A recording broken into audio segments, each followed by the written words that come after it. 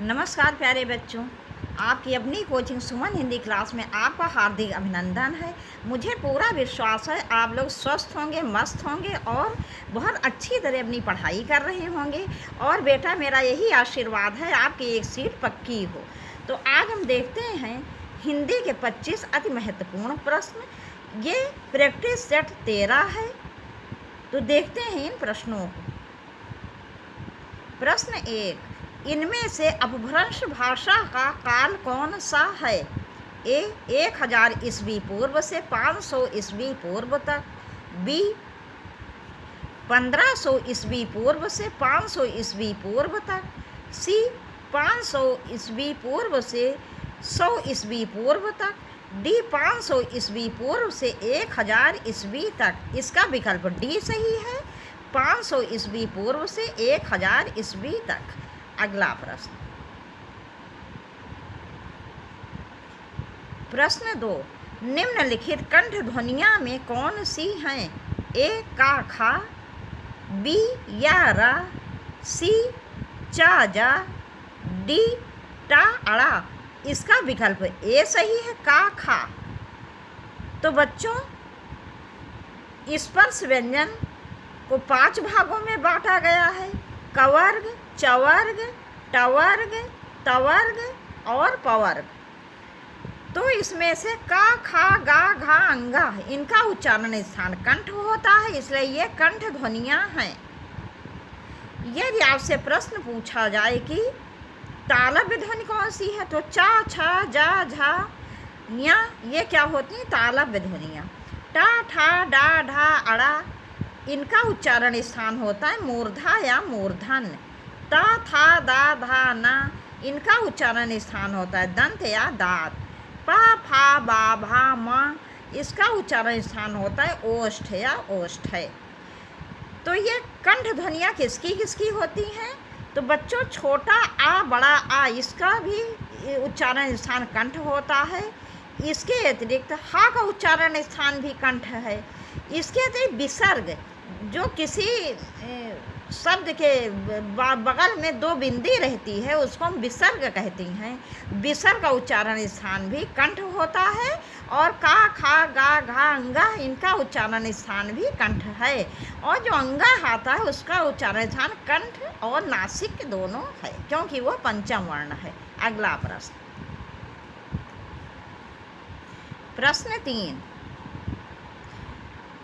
3, वर्णों के उस समूह को जिससे कोई निश्चित अर्थ निकलता हो कहा जाता है? ए शब्द, बी वर्ण, सी वर्ण समूह, डी वक्तव्य। इसका विकल्प ए सही है, शब्द। तो बच्चों, 2 या 2 से अधिक वर्णों को जब हम मिला देते हैं, जब हम जोड़ देते हैं, तब यह एक शब्द बन जाता है और प्रत्येक शब्द का कोई ना कोई अर्थ निकलता है। इसलिए वर्णों के वो समूह को जिससे कोई निश्चित अर्थ निकलता हो या वर्णों के सार्थक समूह को शब्द कहते हैं। देखते हैं अगला प्रश्न 4, निम्नलिखित विकल्पों में से किस विकल्प में सभी शब्द व्यक्तिवाचक संज्ञाएं हैं? ए राम, रामचरितमानस, गंगा, बी कृष्ण, कामायनी, मिठास, सी लखनऊ, आम, बुढ़ापा, डी ममता, वकील, पुस्तक। इसका विकल्प ए सही है, राम, रामचरितमानस, गंगा। राम किसी का भी नाम हो सकता है। और बच्चों, जो किसी भी व्यक्ति का नाम होगा तो वो सदैव व्यक्तिवाचक संज्ञा में आएगा। किसी भी स्त्री, पुरुष, लड़का, लड़की, किसी का भी नाम किस में आएगा? व्यक्तिवाचक संज्ञा के अंतर्गत आएगा। रामचरितमानस, रामचरितमानस तो सिर्फ एक ही है, इसलिए यह व्यक्तिवाचक संज्ञा है। गंगा भी एक ही है, इसलिए गंगा क्या है? व्यक्तिवाचक संज्ञा है। गंगा, यमुना, घाघरा, कोई भी नाम आ जाए किसी भी नदी का, तब क्या हो जाएगी? व्यक्तिवाचक संज्ञा। अगर नदी पूछ लिया जाए, नदियाँ बहुत सारी होती हैं, नदी जातिवाचक संज्ञा हो जाएगी। अगला प्रश्न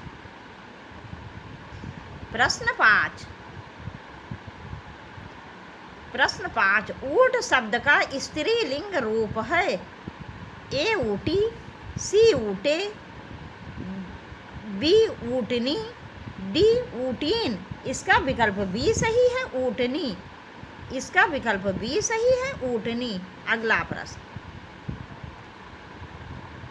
प्रश्न 6, निम्न शब्द में अधिकरण कारक का प्रयोग हुआ है। ए वाहनारूढ़, बी सत्ताधीश, सी गंगा जल, डी रेखा चित्र, इसका विकल्प ए सही है वाहनारूढ़। वाहनारूढ़, इसको तोड़ोगे तो क्या हो जाएगी, इसका विग्रह करो तो वाहन पर आरूढ़। वाहन माने क्या होता है, कोई भी सवारी, आरूढ़ माने चढ़ना, तो वाहन पर आरूढ़ माने किसी सवारी पर चढ़ा हुआ। तो जहाँ पर क्रिया के आधार का बोध होता है, में तथा पर ये कारक चिन्ह आते हैं, वहाँ अधिकरण कारक होता है। यहाँ देखो पर आ रहा है, जब इसका आप विग्रह कर रहे हो तो वाहन पर आरूढ़, इसलिए यहाँ पर अधिकरण कारक है। और अन्य विकल्प देख लेते हैं। बी सत्ताधीश, सत्ता को आधीश या सत्ता को प्राप्त, तो इसलिए यहाँ पर कर्म तत्पुरुष समास है। गंगा जल, गंगा का जल, संबंध तत्पुरुष समास है। रेखा चित्र, रेखा के द्वारा निर्मित चित्र, करण तत्पुरुष समास। अगला प्रश्न,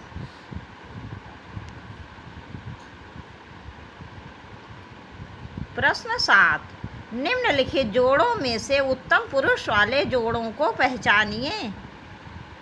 ये को अलग रहेगा बच्चों, पहचानिए अलग रहेगा, जुड़ गया है, कोई बात नहीं, मैं फिर से रिपीट कर दे रही हूँ। निम्नलिखित जोड़ों में से उत्तम पुरुष वाले जोड़ों को पहचानिए। ए मैं हम, बी तू तुम, सी वो वह, डी इससे इन्होंने, इसका विकल्प ए सही होगा मैं हम। तो बच्चों मैं और हम विकल्प ए जो है ये उत्तम पुरुष सर्वनाम है। सर्वनाम के कितने भेद होते हैं, 6 भेद होते हैं। इसमें सबसे पहले पुरुषवाचक सर्वनाम आता है, जिसको 3 भागों में बांटा गया है, उत्तम पुरुष, मध्यम पुरुष, अन्य पुरुष। तो मैं एक वचन, हम बहुवचन, ये उत्तम पुरुषवाचक सर्वनाम होता है, इसलिए इस आपका विकल्प ए सही है। अन्य विकल्प देख लेते हैं। विकल्प बी तू तुम, ये मध्यम पुरुषवाचक सर्वनाम है, तू तुम आप आदि। सी विकल्प वो हुए, ये अन्य पुरुषवाचक सर्वनाम है। डी इससे इन्होंने, जब अन्य पुरुषवाचक सर्वनाम में कारक की विभक्ति लग जाती है तो इससे इन्होंने इस प्रकार के शब्द बनते हैं, इसलिए ये भी विकल्प डी भी अन्य पुरुषवाचक सर्वनाम है। अगला प्रश्न, प्रश्न 8, अब पढ़कर क्या होगा, इस वाक्य में कौन सी क्रिया है। ए पूर्वकालिक क्रिया, बी द्विकर्मक क्रिया, सी प्रेरणार्थक क्रिया, यहाँ था पे रा लगेगा बच्चों, था के ऊपर रा लगेगा, प्रेरणार्थक क्रिया, डी संयुक्त क्रिया, इसका विकल्प ए सही है पूर्वकालिक क्रिया। तो बच्चों जैसे कि पूर्वकालिक क्रिया वहाँ होती है जहाँ एक क्रिया समाप्त करके दूसरी क्रिया आरंभ की जाती है। जैसे बच्चा नहाकर सो गया, तो बच्चे ने पहले नहाया फिर वो सोया, एक क्रिया समाप्त हो गई और दूसरी क्रिया प्रारंभ हुई। लेकिन इस प्रकार के वाक्य भी जैसे कहीं आ जाते हैं तब भी पूर्वकालिक क्रिया ही होगी। अब पढ़कर क्या होगा, माने इन्होंने पहले कभी पढ़ा होगा, अभी जैसे मान लो ओवर एज हो गए होंगे, तो अब पढ़कर क्या होगा, तो इस प्रकार के वाक्यों में भी पूर्वकालिक क्रिया होती है। अगला प्रश्न, प्रश्न 9, निम्नलिखित शब्दों में से कौन तत्सम है। ए कुक्कुर, बी कुत्ता, सी पिल्ला, डी कुकुर, इसका विकल्प ए सही है कुक्कुर। तो बच्चों कुक्कुर शब्द जो है वो तत्सम है और कुत्ता तद्भव है। एक तो कुक्कुर शब्द होता तत्सम और कुक्कुर को श्वान भी कहते हैं। क्या कहते हैं, श्वान। तो श्वान और कुक्कुर ये दोनों ही तत्सम शब्द हैं और कुत्ता के पर्यायवाची भी हैं। अगला प्रश्न, प्रश्न 10, अव्यय है। ए विकारी शब्द, बी अभिकारी शब्द, सी दोनों, डी दोनों नहीं। इसमें गलत लिख गया है, होगा अव्यय। चलो अव्यय तो आप लोग लिख ही लोगे। तो इसका विकल्प बी सही है, अभिकारी। अव्यय या अभिकारी शब्द एक ही होते हैं बच्चों। जैसे अव्यय आप लोग सुधार लेना, ये जैसे स्पेलिंग मिस्टेक कर दी टाइपिस्ट ने, हाँ इस प्रकार से इसमें वह जो है आधा रहेगा और या दो रहते हैं। तो बच्चों अव्यय या अभिकारी शब्द एक ही होते हैं, तो इसका विकल्प बी सही है। इसका क्या सही, विकल्प बी। अव्यय और अभिकारी शब्द एक ही हैं। अब अव्यय या अभिकारी शब्द वे होते हैं जिनके रूप में कभी भी किसी भी दशा में लिंग, वचन, काल, कारक आदि के आधार पर कभी भी परिवर्तन नहीं होता है, कोई बदलाव नहीं होता है, वही अव्यय या अभिकारी कहलाते हैं। जैसे यथा, तथा, और, भर, ज्यों त्यों, जैसे तैसे, दाएं बाएं, आगे पीछे, ऊपर नीचे, इसलिए, क्योंकि, चूंकि, अथवा, या, इस प्रकार के शब्द अव्यय होते हैं। अगला प्रश्न, प्रश्न 11, अत्यंत शब्द में प्रयुक्त उपसर्ग है। ए अत, बी आ, सी अत, डी अति। इसका विकल्प डी सही है, अति। यहाँ अंत मूल शब्द है और अति उपसर्ग लग गया तो शब्द बना अत्यंत। उपसर्ग बच्चों सदैव शब्द के आदि या पहले लगते हैं और ये कभी कभी शब्द के अर्थ को परिवर्तित कर देते हैं, कभी एक नया शब्द बना देते हैं, कभी शब्द में विशेषता ला देती हैं। तो यहाँ पर ये अति उपसर्ग है और यहाँ पर अगर आपसे संधि पूछ ली जाए तो कौन सी है, तो यहाँ यड़ स्वर संधि होगी। जहाँ या से पहले या वा से पहले आधा व्यंजन देखो वहाँ समझ जाओ कि यड़ स्वर संधि है। अगला प्रश्न, प्रश्न 12, किस शब्द में आवा प्रत्यय नहीं है। ए दिखाया, सी लावा, बी चढ़ावा, डी भुलावा। इसके तो दो उत्तर में आवा प्रत्यय नहीं है। दिखाया देख प्लस आया हो जाएगा, आया प्रत्यय, और सी में भी ला प्लस वा, तो इसमें ए और सी दोनों में आवा प्रत्यय नहीं है। चढ़ावा और भुलावा दोनों में आवा प्रत्यय है। लेकिन बच्चों अगर या की जगह वाह होता, दिखावा, अगर दिखावा शब्द होता तो आवा प्रत्यय हो जाता, इस बात का ध्यान रखना। अगला प्रश्न, अम्बुज अम्बुद शब्द युग्म के सही अर्थभेद का चयन कीजिए। ए कमल बादल, बी जल कमल, सी समुद्र कमल, डी बादल समुद्र। इसका विकल्प ए सही है। इसका बच्चों विकल्प ए सही है। अम्बुज मने कमल और अम्बुद मने बादल। अम्बुज मने कमल, नीरज मने कमल और नीरद मने बादल। इसी प्रकार से अम्बुज मने कमल और अम्बुद मने बादल। जैसे जलज मने कमल और जलद मने बादल। बच्चों बस आप इस बात का ध्यान रखो, अगर जा आ जाए, अगर अंत में जा आ जाए तो उसका अर्थ होगा कमल, और अंत में द आ जाए तो उसका अर्थ होगा बादल। जैसे अम्बुज जा आया है इसका अर्थ कमल, और द आ जाए तो इसका अर्थ बादल। अगला प्रश्न, प्रश्न 14, मामा जी घर आ रहे होंगे। इसमें देखते हैं ये उसने पता नहीं क्या आ गया, इसका कोई मतलब नहीं है, ये उसने यहाँ नहीं रहेगा। देखो इसको मैंने काट दिया। ए सामान्य भविष्यत काल, बी सामान्य वर्तमान काल, सी संदिग्ध वर्तमान काल, डी संभाव्य भविष्य काल। इसका विकल्प सी सही होगा, संदिग्ध वर्तमान काल। मामा जी आ रहे होंगे मतलब इसी वर्तमान काल में, चलते हुए समय में आ रहे होंगे मतलब चलते हुए समय में एक संदेह बना हुआ है। कि आ रहे होंगे, हो सकता है आ रहे, हो सकता है ना आ रहे हो, इसलिए यहाँ पर संदिग्ध वर्तमान काल है। अगला प्रश्न, प्रश्न 15 अल्प विराम का चिन्ह है। ए ये तो अर्ध विराम है, सी ये तो पूर्ण विराम है, डी ये तो विस्मयादि बोधक चिन्ह है। तो इसका विकल्प बी सही होगा बच्चों, अल्प विराम। अल्प विराम का चिन्ह है बी।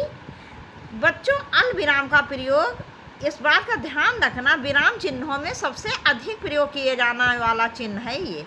यदि आपसे प्रश्न पूछ लिया जाए परीक्षा में कि विराम चिन्हों में सबसे अधिक प्रयुक्त होने वाला चिन्ह कौन सा है, तो आपका उत्तर होगा अल्प विराम। अल्प माने थोड़ा और विराम माने रुकना। जहाँ बहुत थोड़े समय के लिए रुकते हैं, बहुत थोड़े समय के लिए, वहाँ अल्प विराम चिन्ह का प्रयोग होता है। ये पहला क्या है, अर्ध विराम चिन्ह है, तो मैंने बता ही दिया था, फिर सुन लो।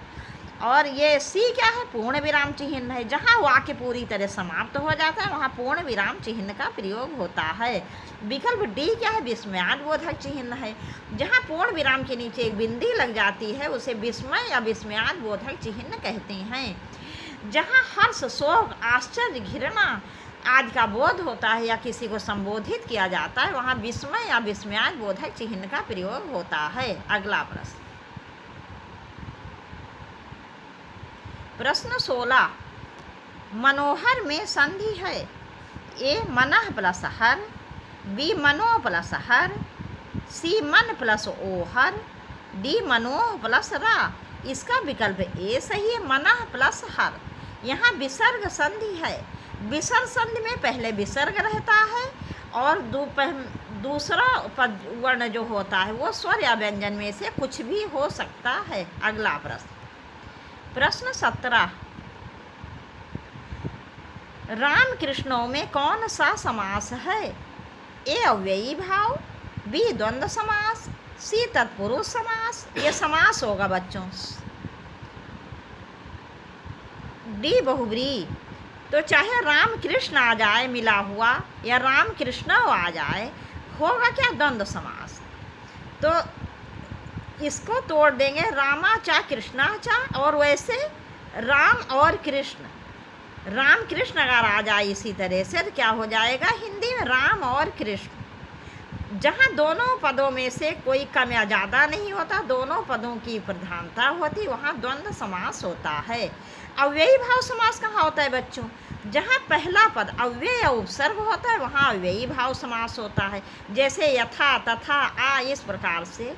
तत्पुरुष समास कहाँ होता है, तत्पुरुष समास वहाँ होता है जहाँ कर्म कारक से लेकर और अधिकरण कारक तक के चिन्ह का या विभक्तियों का लोप होता है, और जब हम समास विग्रह करते हैं तो कारक चिन्ह प्रकट हो जाते हैं। बहुब्रीहि समास कहाँ होता है, बहुब्रीहि समास यहाँ होता है जहाँ दोनों अर्थ प्रधान ना हो के एक तीसरा अर्थ निकलता है और वही मुख्य प्रधान होता है। ये बच्चों ये जो ये है ब्रीहि, तो ब्रीहि में वाह रहेगा बाकी जगह। अगला प्रश्न, प्रश्न 18 विभस रस का स्थायी भाव है। ए शोक, बी विस्मय, सी जुगुप्सा, डी अद्भुत। इसका विकल्प सी सही है, जुगुप्सा। विभस रस का स्थायी भाव जुगुप्सा है। कोई ऐसा दृश्य जहाँ हम देखते हैं जिसे देखकर हमारे अंदर घृणा का भाव जागृत हो जाता है वहाँ विभस रस होता है, और इसका स्थायी भाव जुगुप्सा या घृणा होता है। विस्मय, विस्मय कहाँ होता है, ये अद्भुत रस का स्थायी भाव है जहाँ कोई हम आश्चर्यजनक चीज़ देख लेते हैं जो हमने पहले कभी नहीं देखी होती है, तो वहाँ अद्भुत रस होता है। विस्मय नामक स्थायी भाव अद्भुत रस में परिणत हो जाता है। शोक रस, इसका स्थायी भाव करुण होता है, करुण रस का स्थायी भाव ये शोक होता है। शोक क्या स्थायी भाव किसका, करुण रस का। जहाँ कोई प्रिय व्यक्ति या वस्तु हमसे सदा के लिए दूर हो जाते हैं वहाँ करुण रस होता है, इसका स्थायी भाव शोक है। अद्भुत रस, अद्भुत रस का स्थायी भाव आश्चर्य विस्मय है जो कि ऊपर दिया हुआ है। अगला प्रश्न, प्रश्न 19 चौपाई छंद में कितनी मात्रा होती हैं? ए 11, बी 12, सी 16, डी 18। इसका विकल्प सी सही है, 16। तो बच्चों, चौपाई एक सममात्रिक छंद है। इसमें 4 चरण होते हैं और प्रत्येक में 16-16 मात्राएं होती हैं। तो इस प्रकार से चौपाई छंद में मात्राओं की संख्या 16 होती है। अगला प्रश्न, प्रश्न 20। सम सुबरन सुखमा कर सुखद न थोर, सी अंग सखी कोमल कनक कठोर। इस छंद में प्रयुक्त अलंकार है। ए निदर्शना, बी व्यतिरेक, सी समासोक्ति, डी अर्थांतरण न्यास। इसका विकल्प बी सही है, व्यतिरेक। जहाँ पर उपमेय को उपमान से बहुत अधिक बढ़ा चढ़ाकर वर्णन किया जाता है, उपमेय को श्रेष्ठ और उपमान को, उपमेय जो होता मतलब जिसकी तुलना की जाती है उसको श्रेष्ठ, और उपमान जिससे तुलना की जाती है उसको बहुत निम्न दिखाया जाता है। वहाँ पर व्यतिरेक अलंकार होता है। जैसे सीता का सी अंग सखी कोमल कनक कठोर। सीता जी का जो अंग है वो बहुत कोमल है, और कनक जो सोना है, स्वर्ण होता है, वो बहुत ही कठोर है। तो उपमान सोना है और सीता जी का अंग जो है वो क्या है, वो उपमेय है। तो उपमेय को उपमान से बहुत श्रेष्ठ बताया गया, इसलिए यहाँ पर व्यतिरेक अलंकार है। अगर बच्चों यहाँ पर व्यतिरेक अलंकार ना हो, प्रतीप हो, तो आपका उत्तर प्रतीप हो जाएगा, लेकिन यदि व्यतिरेक रहेगा तो आपका उत्तर व्यतिरेक होगा। अगला प्रश्न, प्रश्न 21। अनेकार्थी शब्द प्रभाव का इनमें से एक अर्थ नहीं है, वो है ए विग्रह, बी सामर्थ्य, सी दबाव, डी महिमा। इसका विकल्प ए सही है, विग्रह। अगला प्रश्न, प्रश्न 22। गतानुगतिक शब्द का सही अर्थ है। ए प्राचीन आदर्श के अनुसार चलने वाला, बी पीछे चलने वाला, सी अनुसरण करने वाला, डी गत को नहीं मानने वाला। इसका विकल्प ए सही है, प्राचीन आदर्श के अनुसार चलने वाला। समझ लो बच्चों की बिना कुछ सोचे समझे, कोई विचार किए बिना किसी के पीछे चलना, क्या उचित है क्या अनुचित, इसका कोई विचार ना करना। यहाँ जिसको अंधा अनुकरण कहते हैं, क्या कहते हैं, अंधा अनुकरण। तो गतानुगतिक शब्द का सही अर्थ है प्राचीन आदर्श के अनुसार चलने वाला, अर्थात अंधा अनुकरण, बिना सोचे विचारे किसी का अनुकरण करने वाला। अगला प्रश्न, प्रश्न 23। वसंत के 4 पर्याय दिए गए हैं, इनमें त्रुटिपूर्ण कौन है? ए ऋतुपति, बी कुसुमाकर, सी मधुमास, डी कांतार। इसका विकल्प डी सही है, कांतार। इसका विकल्प डी सही है, कांतार। कांतार का अर्थ होता है जंगल या वन, न कि वसंत के पर्यायवाची है। अगला प्रश्न, प्रश्न 24। आसक्त का विलोम है। ए विरक्त, बी अनुरक्त, सी संसक्ति, डी विभक्त। इसका विकल्प ए सही है, विरक्त।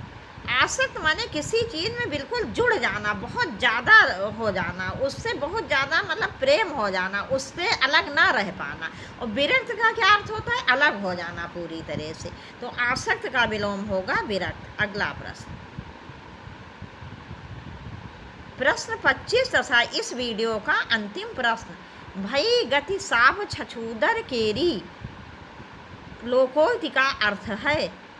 ए सांप और छछूदर जैसा होना, बी सांप का सौंप का छछूदर जैसा होना, सी दुविधा में पड़ना, डी छछूदर का सांप हो जाना। इसका विकल्प सी सही है, दुविधा में पड़ जाना। तो बच्चों भाई गति सांप छछूदर करी, इसका अर्थ होता है दुविधा में पड़ना। जैसे 2 काम एक साथ आ जाएं और दोनों ही हमारे लिए महत्वपूर्ण हों, तो हमारी समझ में ये ना आ रहा हो कि हम ये काम करें या वो करें। तो इस तरह से जब व्यक्ति जहाँ दुविधा में पड़ जाता है, दोनों कार्य हमारे लिए अनिवार्य होते हैं, समझ में नहीं आता क्या करें क्या छोड़ें, इसी का होता है ये अर्थ दुविधा में पड़ना। तो बच्चों यही पर ये वीडियो समाप्त कर रहे हैं। मुझे पूरा विश्वास है आपको सभी प्रश्न बहुत अच्छी तरह समझ में आएंगे। आपसे बहुत जल्दी मिलेंगे बहुत अच्छे प्रश्नों के साथ। लेकिन बेटा ज़्यादा से ज़्यादा वीडियो को शेयर करो। मैं आप लोगों के लिए बहुत परिश्रम करती हूँ, लेकिन आप लोग मेरा ध्यान बिल्कुल नहीं रखते हैं। यदि आपने चैनल को सब्सक्राइब ना किया तो प्लीज़ सब्सक्राइब कर दो। यदि कर दिया हो सब्सक्राइब तो मत करना, नहीं अनसब्सक्राइब हो जाएगा। वीडियो ज़्यादा से ज़्यादा शेयर करो और एक कमेंट्स करो। यदि सारे प्रश्न समझ में आ रहे हो, अच्छे लगे तब भी हो, ना अच्छे लगे तब भी आप एक कमेंट्स ज़रूर कीजिए। और बहुत ज़्यादा शेयर करो इस वीडियो को, जिससे आपके अधिक से अधिक मित्रों को इसका लाभ मिले। धन्यवाद।